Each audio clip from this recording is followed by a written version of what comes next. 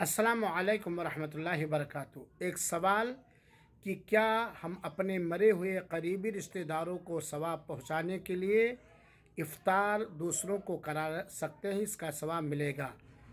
यकीनन वफ़ातशुदा लोगों को सवाब पहुंचाने के लिए हलाल माल से नेक नीयती के साथ किसी भी रोज़ेदार को इफ़्तार कराने से इफ़्तार कराने वाले को भी सवाब मिलेगा और नीयत के हिसाब से उनके मरे हुए वफ़ात पाए हुए रिश्तेदारों को भी सवाब मिलेगा, क्योंकि इफ़्तार कराना एक बहुत नेक अमल है।